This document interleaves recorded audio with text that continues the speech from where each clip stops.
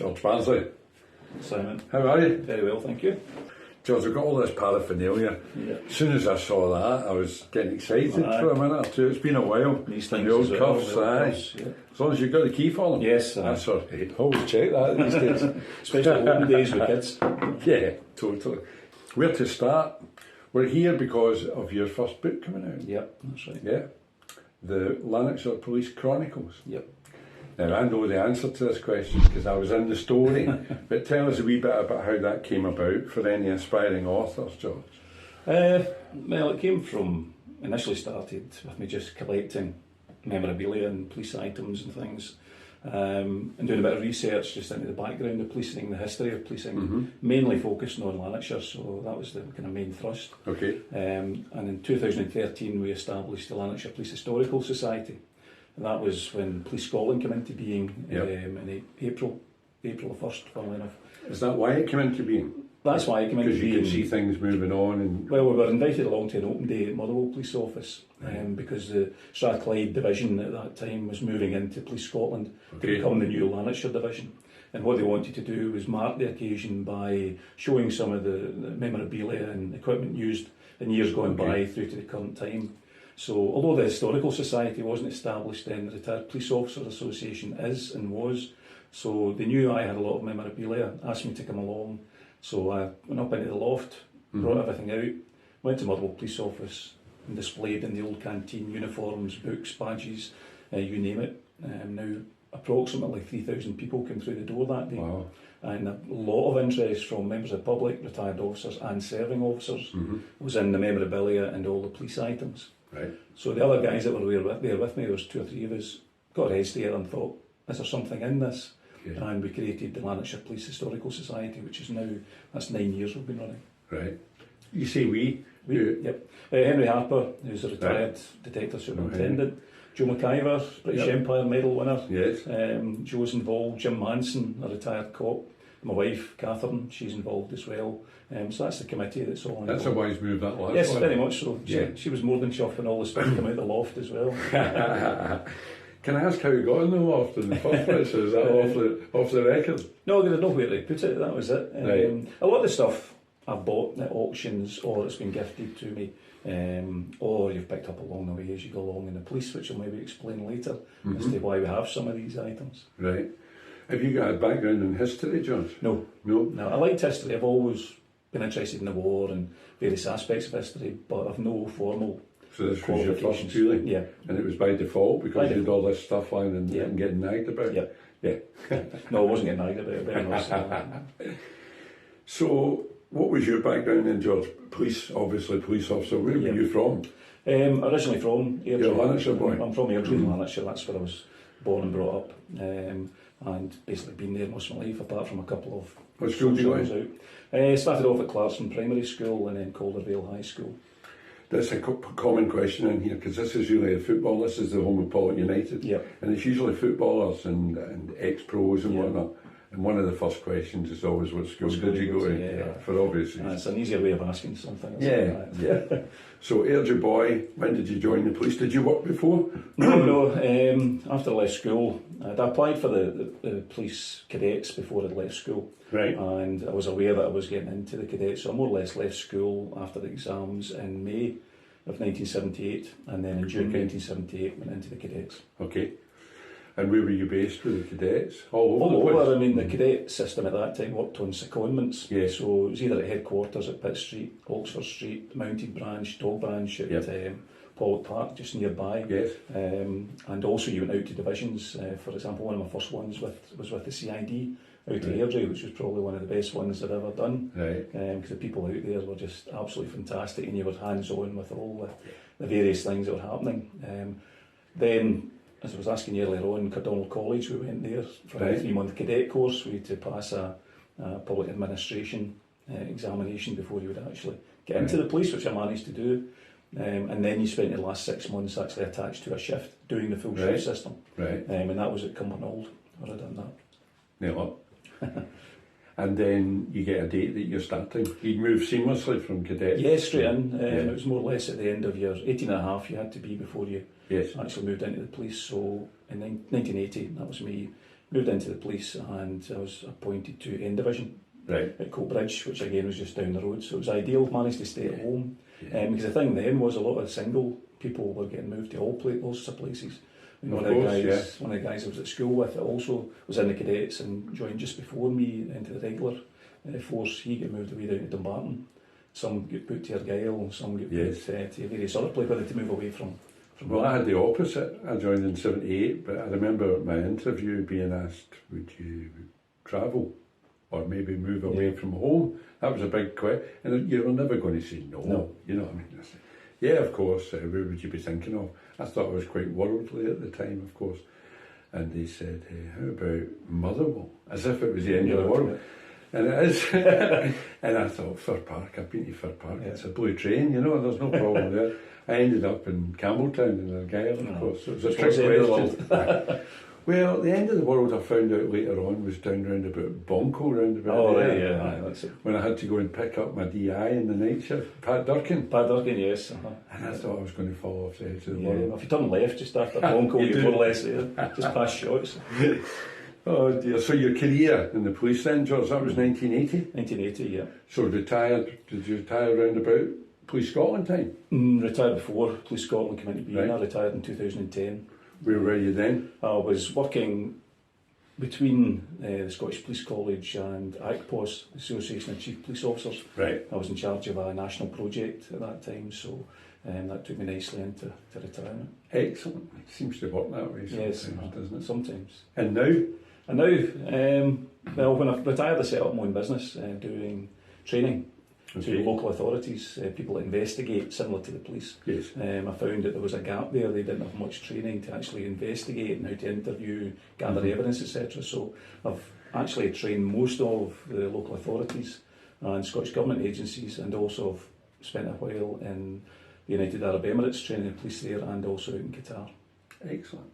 Still working away? Still working away. We've got a course coming up at the beginning of November up in Larbert in Falkirk with trading standards. Excellent. And there's something else you can say now whenever anyone like me asks you these daft questions. You can say, and I'm an author. And I'm an author, yes. As of the 17th of November? 17th of November, all right? Yep. So see this training that you're doing all over the world, is this what you're using? Well, actually, believe it or not, some of the stuff, yes, it never still changes, in there, does it it? Changes at all. What is that, George? The police manual. It says police manual on the front. It's a police manual. That's if anybody can remember it, you're in real trouble. I'd be very surprised. Some people might recognise it, but I doubt if they'd remember it. That's the very first police instruction manual. Right. It was issued. This is another edition of it, but it was first issued in the late 1800s when the Chief Constable Club, as it was called, got together and realised that they needed to educate a lot of the police officers. Club. Chief Constable's Club, yes, that's what it was called. At least they know not to name it that now. No. But that was the Chief Constable's Club up until almost, I think it was about 1950.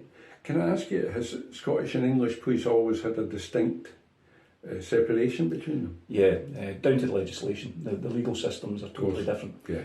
So that is the distinction. The basic job they do is the same, but the actual rules and regulations and legislations are at odds with each other, basically, between England and Wales. But and the whole prosecution system's different. The whole prosecution system. But this was brought in to educate police officers and give them a better understanding of what their powers were, their duties were, and what legislation was available to them to use whilst they're out doing their job. See, if I did that, I might have passed my tickets a bit quicker. Although the writing's tiny. yeah, you need a good pair of spectacles to look at that. So that's 1905, you said? 1910. 1910. Yeah. And you said some of the stuff, we're talking 112 years later. Yeah. Some of the stuff in there would be recognisable in our legislation now. Things like theft. Training manuals. Things like theft, housebreaking, some even road traffic stuff. The early road traffic is still the same, but lighting of vehicles, all the rest of it. It's all still there and it's all still relevant. I've done quite a bit with security over the years, and I'm always fascinated whenever you go into an environment, anywhere in the world, certainly the English-speaking world, and the systems that are in place pretty much go back to those kind of lessons that were learned hundreds of years ago, don't they? Very much. The patrols and the recording of patrols, the occurrence reports, all that kind of stuff. And that's what the book tells you. That's basically an A to Z of policing. So the basics are the basics? Basics are the basics, never change. Yeah, regardless of what we do with shifts and boundaries and legislation, even the human nature is human nature. Human nature's the same, and the basics of the job, as you said, are still the same. Police officers now are still doing the same as we done when we were in the police, Yes. and our predecessors. Yeah, and always will. And always will. That's brilliant. So, the book came. So in 2013, you started the Historical Society, Yes. or a group of you did, Yep. with all the memorabilia. Where does that stand now? Have you got premises or? Well, we do have. This is where it becomes a bit funny. We've got premises in Cumnock, which isn't exactly Lanarkshire, it's Ayrshire. Okay. But that came about because one of our members who stays down in Ayrshire is friendly with a gentleman who owns a bit of property down in Right. that area, Jim Smith, and he's a local businessman from down there, and also he worked within the fire service Right. locally. So So you knew all the cops. he knew all the cops very much so, a very, very close working Yeah. relationship with the cops down there. He established the Cumnock Heritage Centre, which is a large kind of warehouse facility. Okay. He's an avid collector of fire engines. It must be large then. It is large, that's how large it is, and not all of them are in this facility. Okay. He has over 30 fire engines and other vehicles, which are all on display there. And through his friendship with Jim Manson, our member who stays down in Ayrshire, he offered us space to show some of the memorabilia that we've collected over the last 9 years. Right. So we now have a permanent facility there that it doesn't concentrate on Lanarkshire. There are Lanarkshire items there, but Right. we try and open it up to be a more, how would we say, generic sort of museum. for So there's a police. lot of different things. And what's really good about that is ex-officers and retired officers from Ayrshire Yes. are now becoming quite regular visitors, and they're starting to donate things, which then will hopefully make that actual museum more an Ayrshire focused Okay. historical museum, which is, so it's worked well. Right. But what we're still trying to do is get premises in Lanarkshire to have a permanent display somewhere. Okay. So it's fascinating stuff, but along with all that come the stories. Yes. So there must be documentation, there must be old case files, court files. Do you come across all that? Is that where the book comes from? No, the book comes from another angle. As we all know, the last few years COVID has kind of taken over life. Now, I'm not, probably like yourself, not a technical sort of person. I'm not Oh, you into... should say that. I was just watching you set up earlier, that's all. I was never on Facebook, never Okay. on Twitter or anything like that. I didn't have any profile on there. And when the pandemic hit, I'd gathered quite a bit of material from my You research. would have thought the Historical Society would have been on there. That's a great way of reaching ex-cops. Yeah, well, I mean, I'll come to that. But Okay. at the time, no, we didn't think about it. We have a website. I mean, we do have a Right. website that we put items on and stories What's and that called? What's photographs. the domain? Lanarkshire Police Historical Society website. .com? .org.uk. Okay. So www.lphs.org.uk. Okay. That's I'll the get it website. here. Yeah. So when the pandemic hit, I had all this material, and my wife actually suggested, why don't you start a Facebook page and start putting your stories on? I was a bit reticent because, as I say, I'm not keen on that. What's the wife's name? Catherine. Catherine. So I'm not keen on that format. However, I decided to bite the bullet.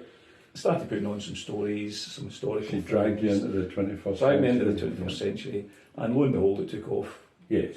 Yes. unbelievably, which was a... Because it's just a quick way of networking. It's fantastic. Yeah. I'm It's a great tool on one hand. sorry I didn't do it earlier, but Yeah. that's one of Yeah. these things. So we did do it, but now, from that standing start, we're sitting with, I think, 835 members on that Paid Facebook up page. members. Yeah, on the Facebook page. Brilliant. So it's absolutely fantastic, and what we do is try and do something every day, put something on, Yes. whether it just be a photograph or a story, or perhaps police officers that have died on duty or in course. service Yeah. on their anniversary. We will Remembrance, remember them on that.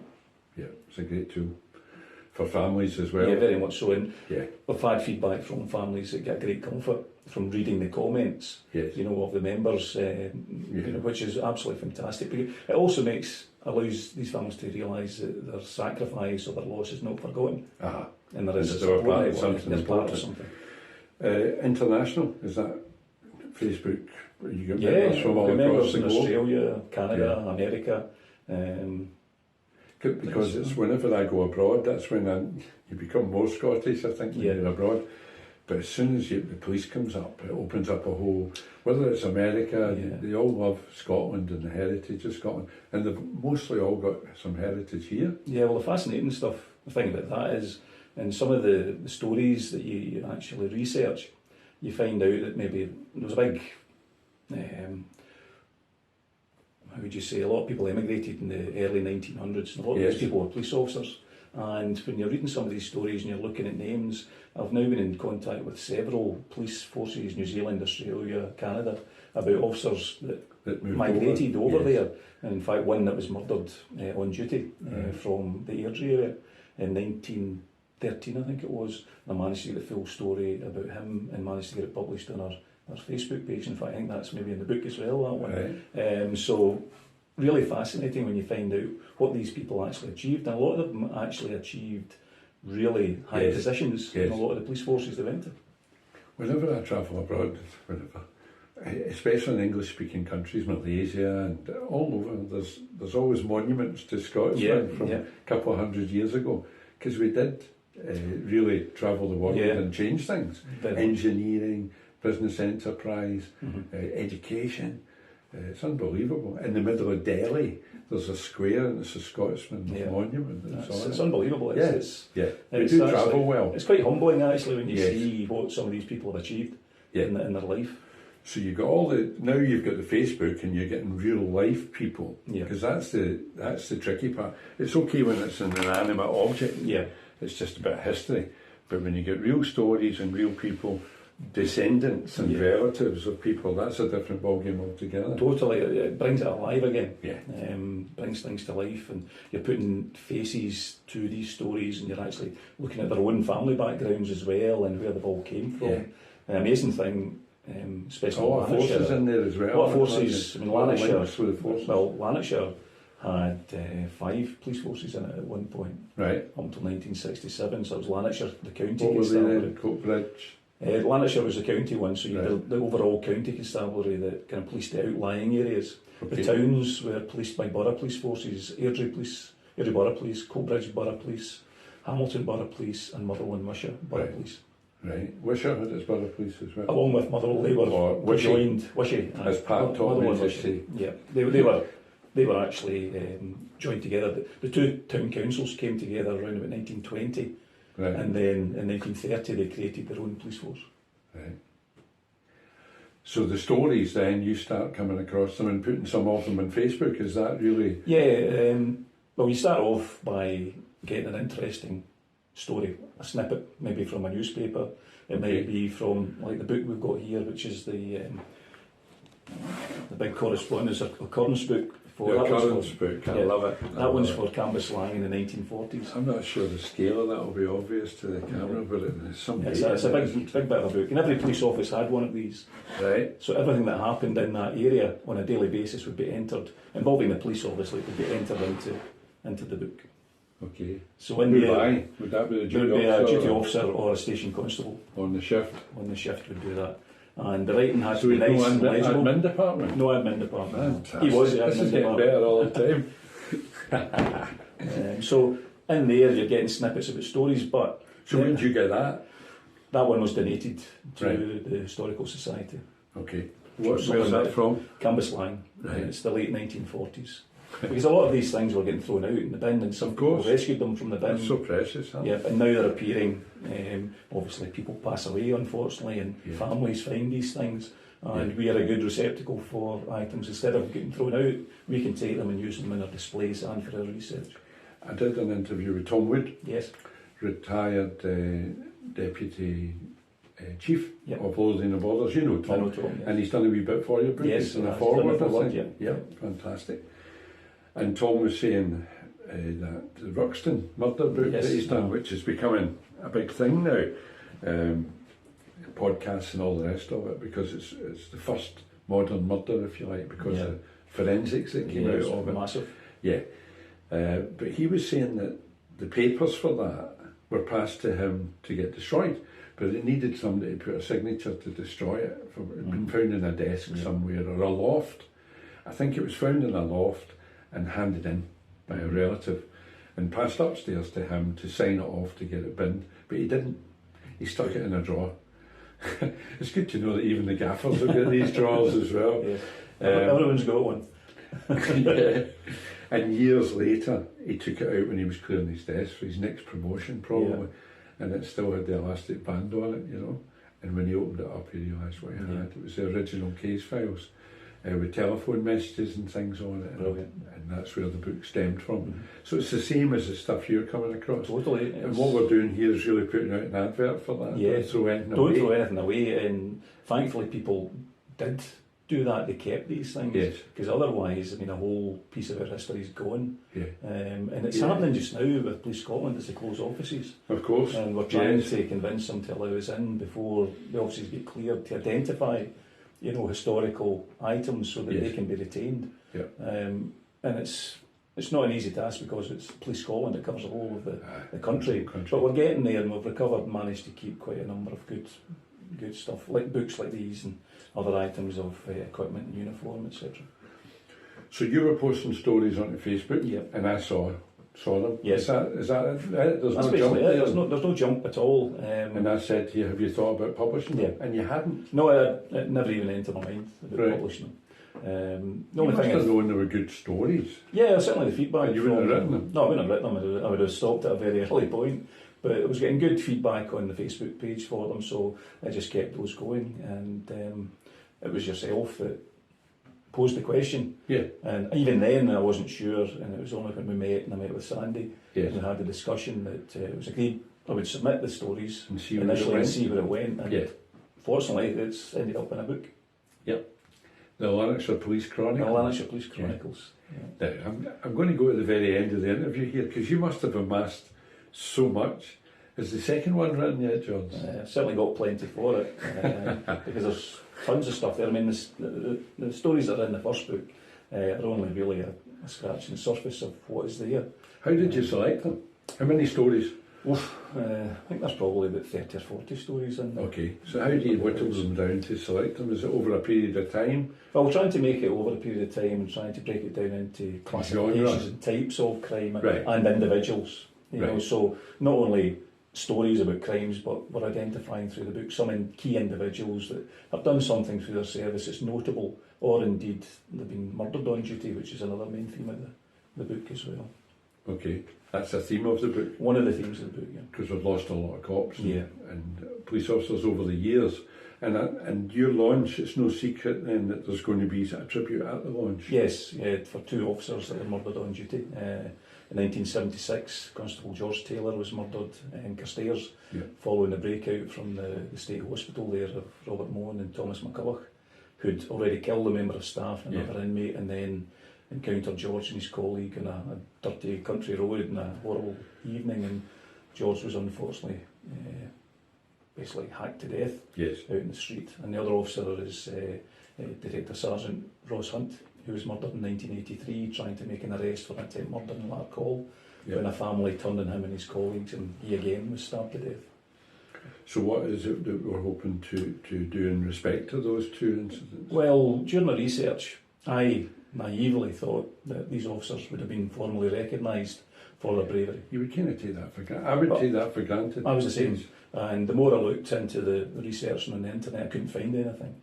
And then I spoke to both families, and I found out that there's been absolutely nothing. The only thing that each officer has is a plaque at Hamilton Police Office at the entrance, paid for by their colleagues, that remembers their sacrifice. There is nothing else, no Chief Constable's commendation, there's no bravery medals, there is nothing. Is part of the problem that we're Police Scotland now, and that decision-making process has been... No, that could have been done at the time. I mean, why it wasn't, I don't know. Not at divisional level? Not at divisional. Well, I'll talk about one that, as far as we were aware at that time when I was doing the initial research, we couldn't find anything that indicated either officer had been nominated at any form of level, whether that be local level or going up to force level, had been nominated for an award. And that's still the case. We still actually can't find anything within the police records. However, as we were talking there about Tom Wood and the Rugston material and these other books that have been retained by people over the years, 2 years ago, a former chief superintendent died, John Lauder. Yes. Now he was in the unfortunate position that he was a divisional commander in Q Division when both of these officers were killed in 76 and 83. Not something you would really want to be associated with, and that was what he was at the time. Now, John died a couple of years ago, and his daughter was clearing out the house ready for sale, and she'd found some items of uniform and memorabilia that she wanted to donate to the society, which she'd done. When I went over to pick the stuff up, she also handed me a big bag of paperwork that she'd found that she was going to throw out. So I said, no, don't do that, because we don't know what's in it for a start. So I took it home, went through it, and I almost fell off the seat at one point, because having went through the big pile of paperwork, I found documents from John Lauder to the Chief Constable at the time, Sir Pat Hamill, recommending George Taylor in 1976 for a posthumous Bravery Award, National Bravery Award, the Queen's Bravery Award. And I also found a letter from Pat Hamill, the Chief Constable, to the then Secretary of State for Scotland, Bruce Milan, endorsing this and putting him forward for a Queen's Bravery Award posthumously. Nothing happened. That was in 1977 that was submitted. We've asked the question, we've posed the question of government ministers. They can't give us an answer as to why that didn't happen. In fact, when we first done this, before we... Is this UK government? This is UK, well, yes, these awards can only be awarded by the national... Because there was no Scotland at that time, as far as devolution. It was just a Scottish office at that time. So we'd posed the question. We'd actually asked about awards before we found this paperwork, and we get the answer, believe it or not, that they will not look at bravery awards if they're over 5 years old. Which to me is crazy, because people can get knighthoods and other honours and make millions of pounds in the music industry, film industry, and that goes back over many years. But for bravery and losing your life in the service of your community and your country, there's a 5 year time bar. There's a 5 year time bar. Crazy. The answer to that is people at the time would have known better when the incidents occurred, and they would be able to have given the answers as to why someone was or was not nominated. I have another issue with that, because both of these cases are within living memory. People are still alive that were involved in these cases. They were well covered in the media, and are still well covered in the media. So it's not as if there is nothing there, or would be struggling to find some doubt about it. And both cases went to court. Both cases went to court. They were convicted. But record. Mona McCulloch pled guilty, so it's quite clear that they admitted their guilt. The other one, they went to trial and were found guilty. And again, it's quite clear that they were obviously guilty of that offence. So we did actually go back and ask the question. Well, we've now found this paperwork, and we've been basically blanked. We have not got an answer as to why, in the George Taylor case, with all this paperwork we now have, that obviously shows he was nominated in 1977, we still have not got an answer as to why nothing was progressed. Is there other officers in there, George, over the years then? There are, and just to finish that one off, the ironic thing is 3 police officers from Cumbria who were involved in that case, because when Mona McCulloch escaped, they murdered George, they stole the police van. And headed south, stole another van, and then took another car from a farm and headed south in the A74, and were stopped eventually in Cumbria with a trail of Strathclyde, Dumfries and Galloway officers on their tail. And the 3 officers who were part of the Cumbria police, officers that stopped them and arrested them, were all given the Queen's Brave Conduct Medal, I think it was, or Queen's Medal for Gallantry. But, which is fine. Which is fine, I have no issue with that. Because when you read the nature of the actual arrest, it was quite horrific and quite intense. So no issue with that whatsoever. But the officers... it just doesn't sit properly. What's the next stage of it then? We just keep hammering the door? Well, we'll keep hammering the door. We've got a petition? Yeah, we've got... Well, not petitions ongoing. We've got Graham Simpson, MSP. He's taken up the case, and he's actually had a debate in the Scottish Parliament, and that was responded to by Keith Brown, the Justice Minister. And again, I spoke to Keith Brown a couple of weeks ago, and he's very much behind this, and he'll be writing to the UK government to seek answers for this. We're also trying through the press. Norman Sylvester, who works with the Sunday Mail, he's been very, very helpful in getting things. He's still with the Sunday Mail? Still there. Yeah, after all these years, he's still there. Not on a full-time basis, but still there. And he's, in fact, even today, he's got an article in the Sunday Mail for George. You can tell I miss him at crime scenes. We used to meet. He was always there before us. For you, So it's there, it's live, there's lots going on. The Police Federation are involved, Police Scotland as well, to get in their due. Chief Constable is on board. And we'll have a wee stage at the launch for that as well, to do something in that respect. We'll certainly be mentioning that at the launch, and that's what the book is. That's what the book is dedicated to. It's dedicated to George Taylor and Ross Hunt. Fantastic. And the families are on board. We've got them with us every stage of the way. It's important. And it's very important. Well, it is important, because I think over the years they've thought perhaps they've been forgotten about. We're trying to say whether or not And it's probably politics that's got in the way somewhere along the line, but it's important to know that their colleagues haven't forgotten them. Definitely. Even contemporary colleagues. That's because it's something that everybody respects. And I must say, I don't think it's the politicians, I think it's the civil servants that are the problem. Okay. Rather than the politicians. That's all the seem to politician be in you saying that? Yeah, well, yeah. No, but it's true. I've not had any politician that I've spoken to It's say not sympathetic. it's not sympathetic in any way. That seems to be the stumbling block. Yeah, I just think they can do everything. Yeah, it seems to be the civil servants look at things in black and white and don't think things can be changed. Yeah. Yes, and that 5-year time bar's enough just to put it in the outbasket. Yeah. Okay, that's interesting and very worthy. Good luck with that. Yeah, well, fingers crossed. Yeah. There's nobody not going to wish you luck with that. No. I just noticed a wee warrant card. Is that a Strathclyde warrant card? Yes. What's the real one? It's me. Oh, it's you. For goodness sake, George. You've hardly changed a bit. Change a little bit. Is that your original warrant card? No, that's when I was in the CID. That one was a DC. Where were you? Coatbridge. Tell us your career then, George. Let's go back to you. Started off at Coatbridge. Yep, and worked uniform at Coatbridge, Airdrie, Chapel Hall in a village kind of station, and then back into Airdrie. And in 1991, I was appointed to the CID. Okay. Still there? Still in the Still in N Division, yeah. Right. Still, I was in Airdrie and then Cumbernauld and then down to Coatbridge again. So I went full circle. I was a late developer in relation to getting my promotion examinations. I got my first, what we call the sergeant's exam, in around 1989. Did you pass by miles? Sorry? Did you pass by miles? Well, I don't know. They didn't. Well, I can't actually remember. I passed anyway. That's the main thing. Okay. So I had that one ticket, as we called it at the time. But to get promotion, you needed both the inspector's exams as well. So I got into the CID with having my sergeant's exam, and then, as you do, you look around about you and you see people getting promoted and scratch your head thinking, did you another ticket? So I went and got my other examinations, and that was me. And then, it's quite funny, I was looking for opportunities to maybe expand what I'd done, because I spent all that time in the one division. Of course. Uniform and CID, which I thoroughly enjoyed. It's an absolutely great place to work. And a vacancy came up for a short-term secondment at Oxford Street in the training department, training probationers and tutor cops at the time. Yep. So I thought, I'll go for that. I've now got my tickets, it gives me something else, another string to your bow, another wee bit. Yep. And I'd never done anything like that, so it was obviously a challenge. And it was quite funny because I put the application in, which was then passed through to the local superintendent. There was a uniform superintendent. It was also a way towards promotion, wasn't it? Because I think you got your stripes when you went into training. Am I getting No, get to that. That came later, but it was the superintendent was actually an ex-detective as well. Who's that? It was Peter Dunn. Oh yes, and he'd just been promoted into that from DCI, I think at Motherwell, to uniform superintendent at Coatbridge, which is obviously the big promotion because he was coming up for retirement. Yep. So it was a big jump in his retirement pay and pension and all the rest of it. So he called me in and he throws down my application and asked me, what are you?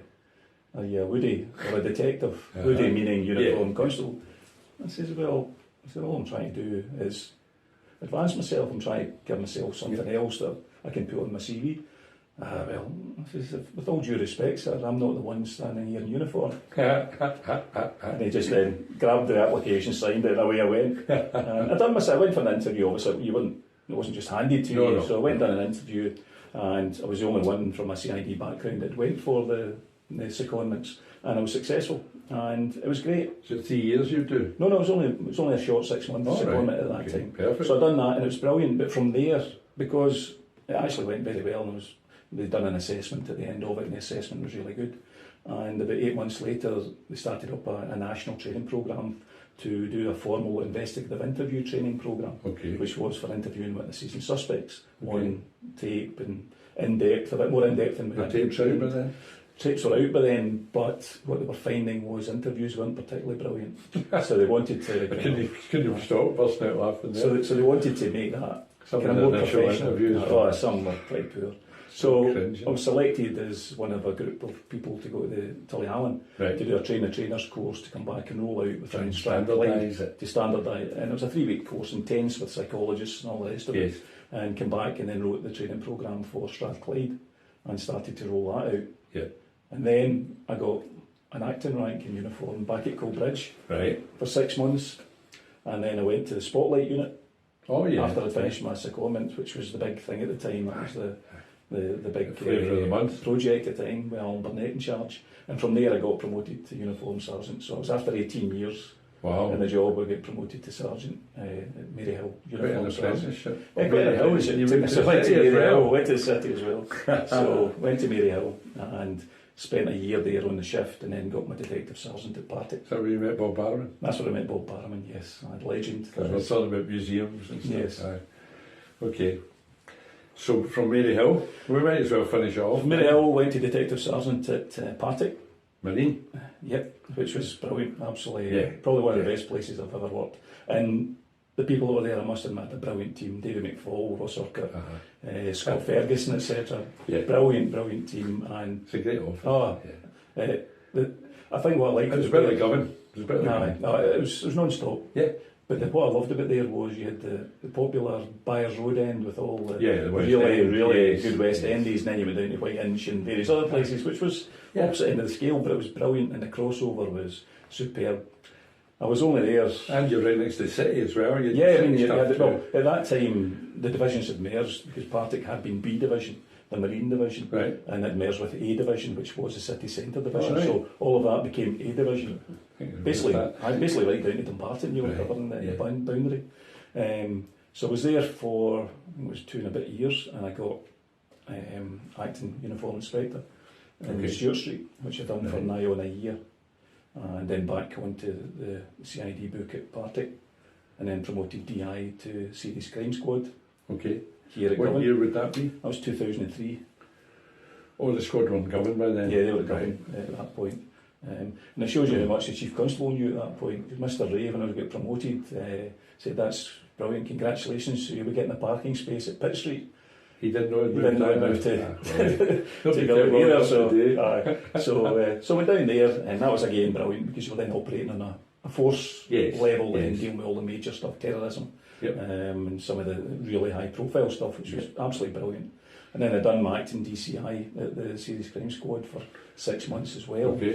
And then just towards the end, we were involved actually with a case from here in Govan when an Asian gentleman was abducted at gunpoint and taken away down to Manchester.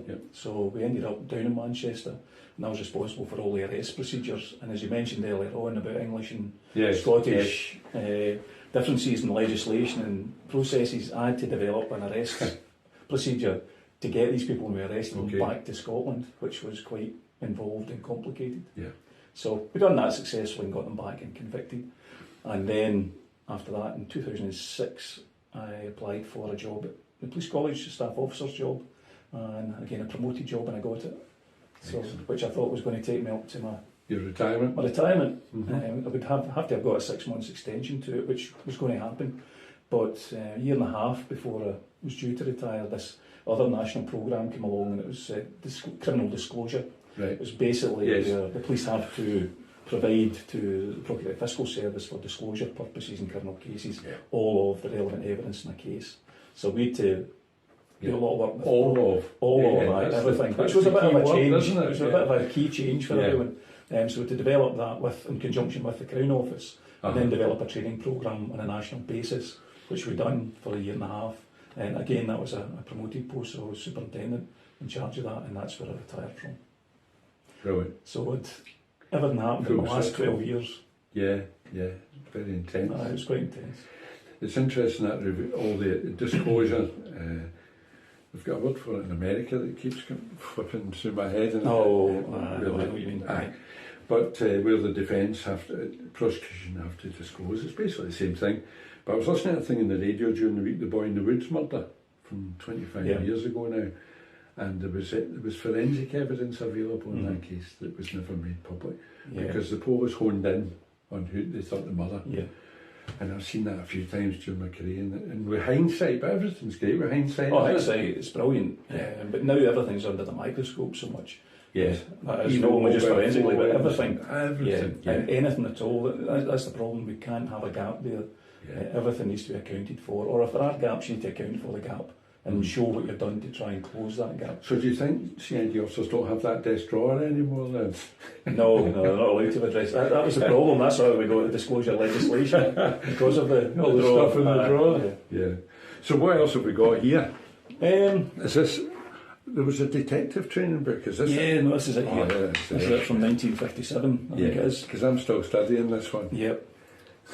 It's a really interesting book because it's a City of Glasgow detective training book, but what the City of Glasgow done at the Ulster Street training facility was brought in the county and borough forces as well and trained them, the ones that surrounded Glasgow, and they were also involved in that training, which then standardised the whole process of that criminal investigation throughout that particular area.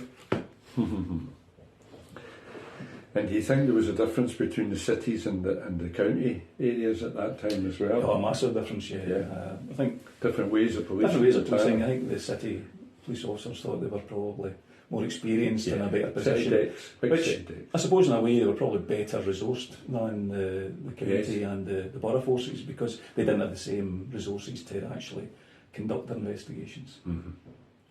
But I'd come from one or the other. I'd come from being a DO in Argyll to the crime squad, serious, and then into division at Govan.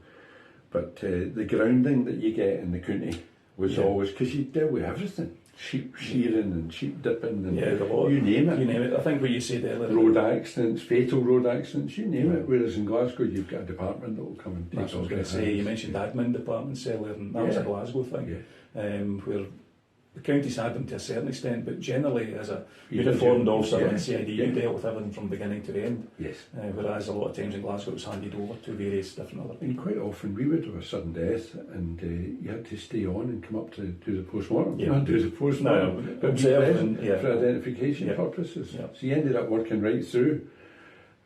Whereas in Glasgow or City that would never happen. You'd be away for the locus in 10 minutes. That's it. Mm-hmm. Great to have both sides of the fence. Oh yeah. So in the book, what period do we cover in the Chronicles then? Well, we cover quite an extensive period because we cover probably between about 1870 right up until the 1980s. Okay. So it's quite an extensive kind of coverage. Okay. It's about Scottish football's time period. Just about it.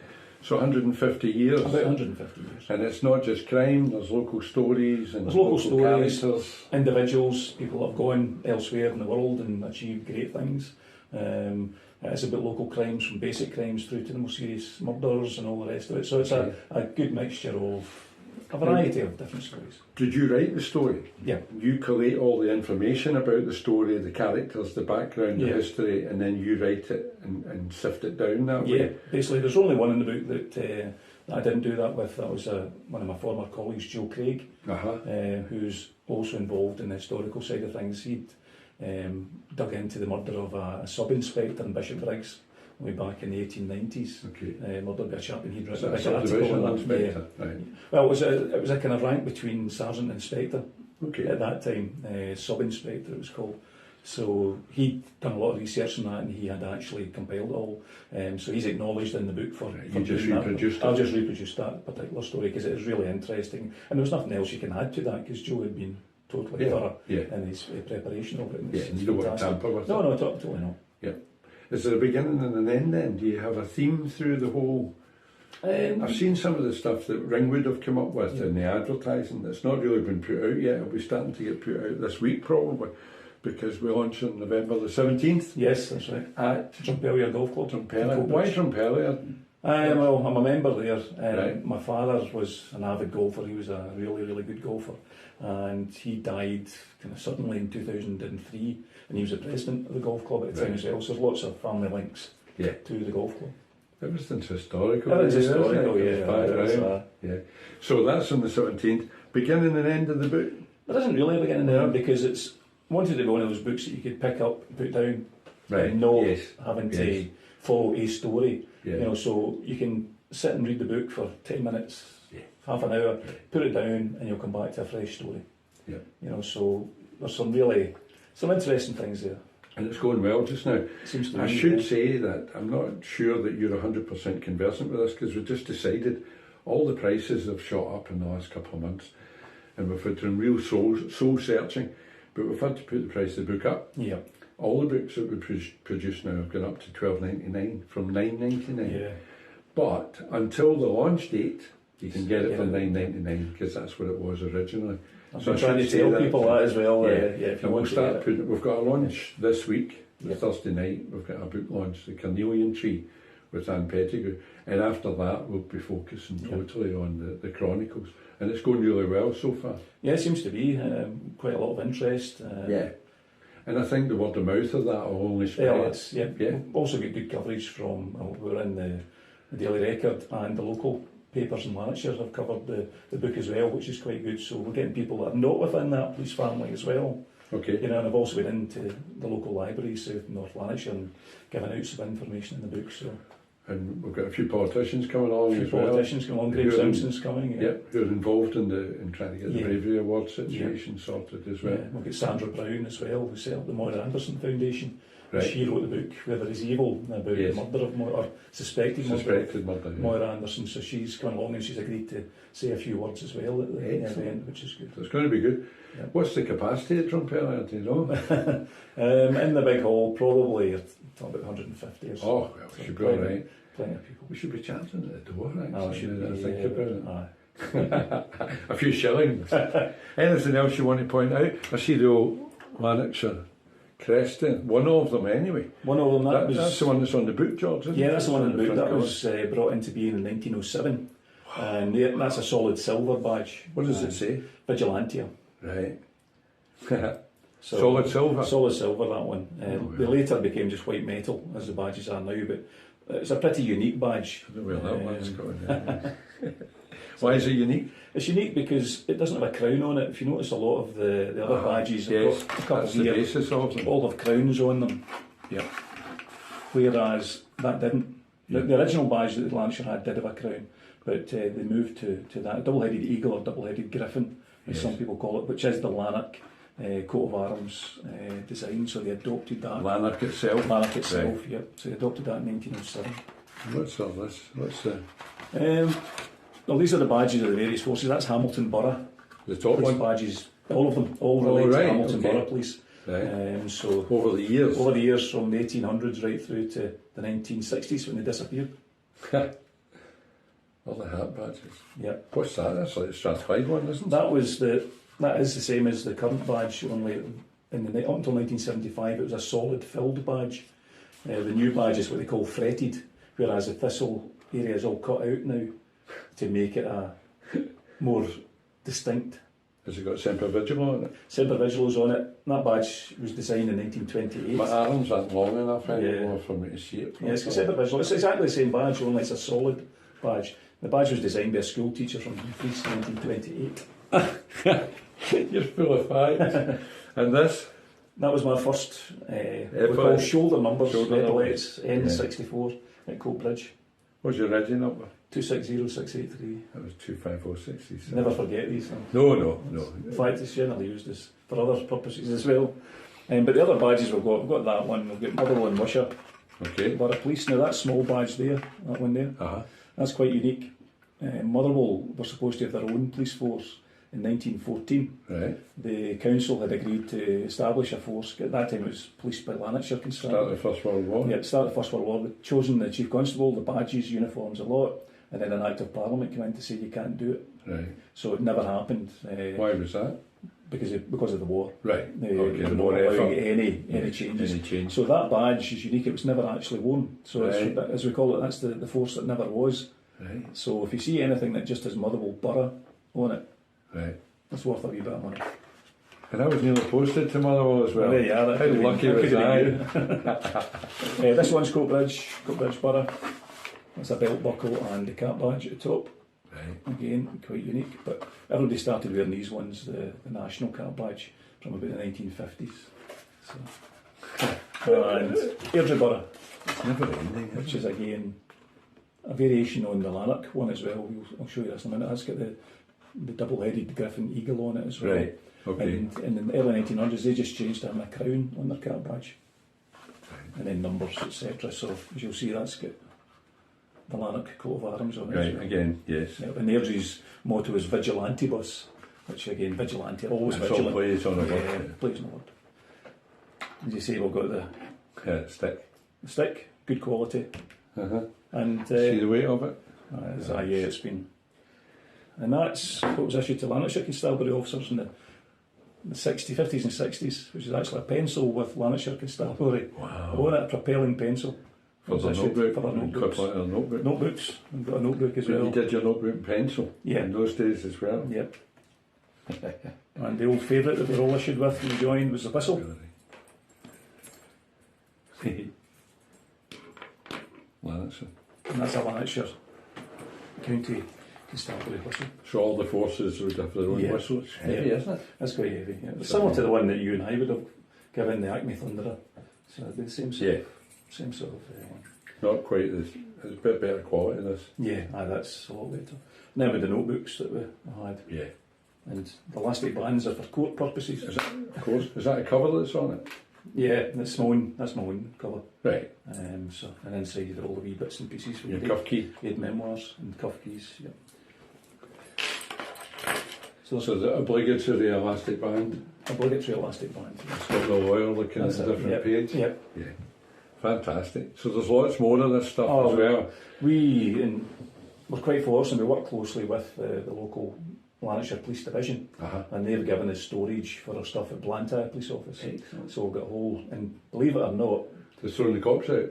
Is Blantyre still open? It's not open. Day shift? No, it does have a front counter, but it's only open at certain times. Right. Civilian member of staff that are support officers. I wonder about all these offices where there's just a front desk now, and it's only open 9 till 5. Yeah. What's happening with all that space that's in behind? Well, there's a lot of things happening with it. You're taking over. In Blantyre, yeah, we are. Because believe it or not, we actually have, when Pitt Street closed down, the old Strathclyde Police headquarters, which is now going to be luxury flats. We have now actually got, believe it or not, the glass front doors of Pitt Street. We have the large glass doors for the Chief Constable's corridor in storage at Blantyre Police Office. Right. All engraved, they're all engraved with the crest and everything. These are going in the skirt. Could have taken a picture of them. There's Bobby Denny standing there still. Aye, well, I'm sure he opened the door quite a few times. Something that I was going to mention to you, George, here at Pollock with the walking football, which is what we do here, and we do all sorts of football here, but I do the walking football. Yeah. Every Monday we have a sporting memory session. And we find that talking about sport and football, and it always comes back to football, is very, very therapeutic for people of a certain age or certain demographic who are maybe lonely, isolated, whatever, people with dementia and different things. We've now got people from homes being brought to the Monday session to talk about sport. Do you find that talking about history brings people to life like that as well? Yeah, it does, especially when you show photographs and things. That seems to trigger, something really in people's minds. It takes them back, and it's amazing. You'll probably find that yourself from doing these sort of things. That's photographs. That's all photographs. Photographs, yeah. The memories it brings back for people that can't remember. Recent what they had for breakfast. My goodness. It's incredible. So it's photographs of footballers. Bobby Lennox, is that? There's Bobby, and so on and so forth, with the details in the back. So if you put half a dozen of them out, that'll get conversation going for an hour over a coffee and a tea. Brilliant. And the relatives of people that come along, because they come as well, and either sit in or sit out here or go for a coffee or whatever. They say it's amazing how it brings people back for a few hours. Music does it as well, of course. But what you're doing here is very powerful in that respect too. Yeah, I mean, we do quite a lot of open days. The recent one we done was in Rutherglen Library. There's a bygone sort of theme to it. And there's a lot of people. I was actually surprised just how many people come in. And it was like that. You see people, the other stalls that were there as well were all about various other history items, and people seeing things, taking them back to where they were, miners' lamps or bottles, whatever it might be, a milk bottle. Immediately you're back there, hearing the clink of the milkman delivering the bottles. I was at the Transport Museum with my grandson, and I did it when I saw the platform shoes. We need to dig them out a lot. But it's amazing, and it's great that you can do these sort of things, and it brings people back to life. It's just made me think about uniform as well. I take it you've got loads of old bits of uniform. I've got uniform going back to the old high collar uniforms of the early. They were smart, weren't they? Aye. Right through to wearing the capes. Right. Scottish Police did wear helmets as well at one point. Now that I think about it, all these uniforms were smart. They were. It's the modern one that does my head in, with baseball cap. And it's not really a uniform actually when you see it, because if you look at two cops walking down the street and you look at them closely, the two of them won't be wearing the same stuff. One's wearing a baseball cap, one's wearing a peak cap. Yeah. It's not uniform.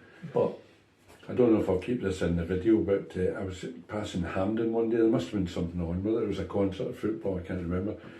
But the cops were congregating in the Asda car park. But as I was driving past, I said to Fiona, there's the security guys getting ready, because I thought it was Group 4 or whoever getting ready to go over. I think that's the problem, is that so many people are wearing that style of uniform or equipment that it's very difficult sometimes. And you'll remember this, we were always told as uniformed police officers, always wear your hat. Yeah. It's what stands out in the crowd. It's what stands out in the crowd. And it's true, if you're in a crowd of people, generally with the height of police officers, you can see that hat, the diced band stands out. And that's why Soleto brought it in. Yes. To differentiate cops from other council workers. Yes. And it's a recognised symbol of emergency services, never mind the police. So I hate seeing cops with no hands in pockets and all that.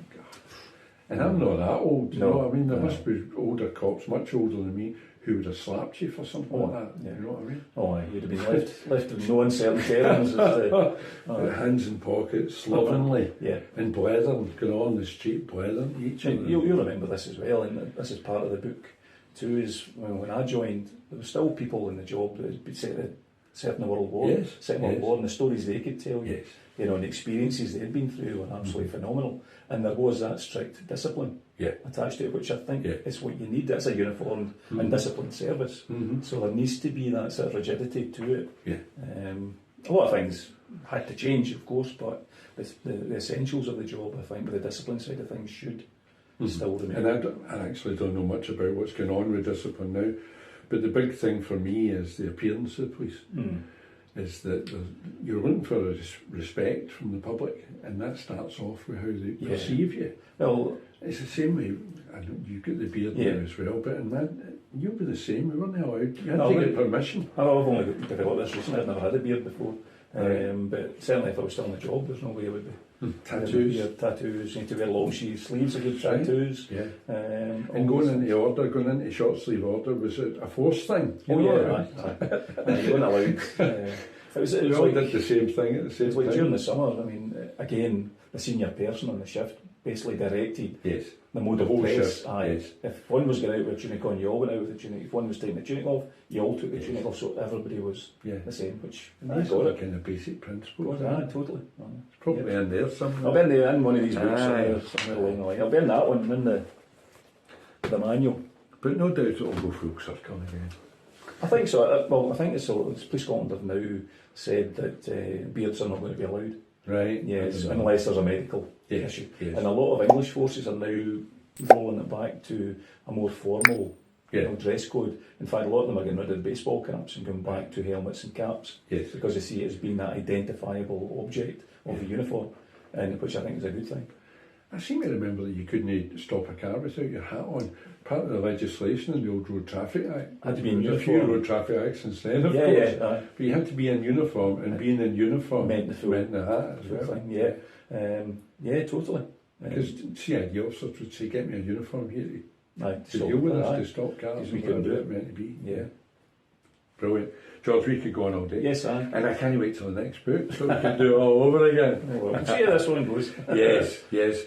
And we're at Drumpelia on the 27th. Not 17th. 17th. See, that was a wee test. To see if anybody's listened all the way through to the very end. The Lanarkshire Police Chronicles. Can't wait, George. Brilliant. Thank you.